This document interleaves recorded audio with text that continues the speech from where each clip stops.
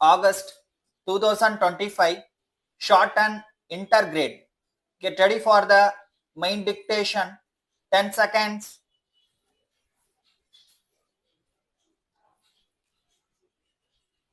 5 seconds. Get ready. Start.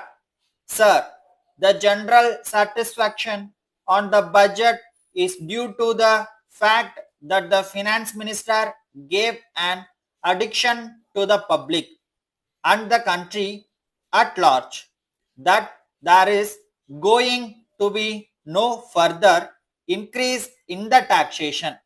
I am not surprised that there is no further taxation. The finance minister mentioned last year that the general level of taxation in this country was very much lower than in the other countries. He also gave example of the level of taxation in different countries. I know that the budget proposals have not made any provision for increase in taxes. In other countries, the general level of taxation is said to be higher than ours. For example, there is England, but let us not forget at the same time that the per capita national income is very much higher there. I am only trying to show that the general burden of taxation in India is not low. It is quite high if you take into consideration the fact that India is one of those countries in which the per capita income is the lowest. Therefore, in my opinion, the finance minister has realized that unless the per capita national income is increased, the level of taxation cannot be increased. Increase in level of taxation must follow the increase in per capita national income and not precede it. With regard to deficit financing, I would like, if I may, to warn the finance minister on one thing. Deficit financing is a source of inflation. We are resorting to it with the idea that we may be able to get some foreign aid or increased production. To the extent that we get foreign aid or increase our production, I agree that there is less chance of inflation. But if unforeseen things happen, there is the danger of inflation. I know that the finance minister is fully aware of the situation. I am only warning him that deficit financing without any control on the factors I have mentioned would have a dangerous effect on the country's economy. Deficit financing in other countries have been resorted mainly to meet a depression or to lessen the evil of unemployment.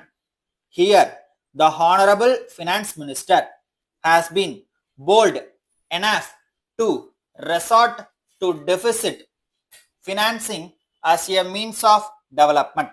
If our development plans were to work strictly according to schedule, it is quite possible that everything would have been alright.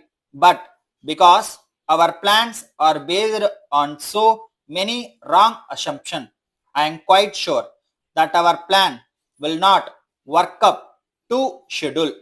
In the speech of the finance minister, we have an admission that there is something wrong and we are not going as we should. Now, I would like the finance minister to let us know what positive steps are being taken to rectify the defects. I am ignorant of economics, but as a very good human being, I know that all sciences, including economics, aim at making man far more aggressive and happier. Letter from Ruby and Company, Mumbai, to Mrs. Sanjay and Brothers, Chennai. Dear Sir, on receipt of your letter of the 6th instant, for which I thank you, I got in touch at once with the railway company as you suggested in order to find out whether they could offer any explanation of the delay in delivery of the packages referred to.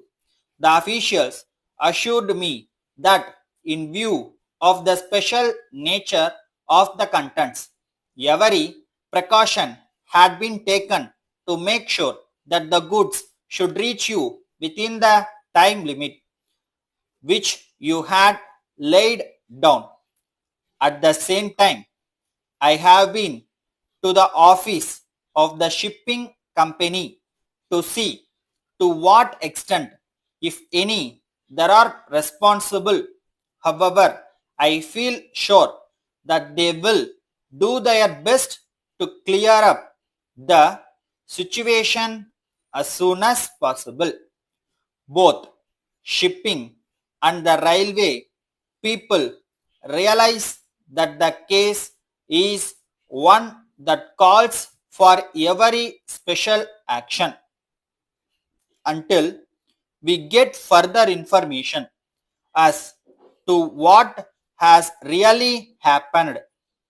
I do not propose to call in the aid of the insurance office, thanking you and assuring you of our very best services at all times.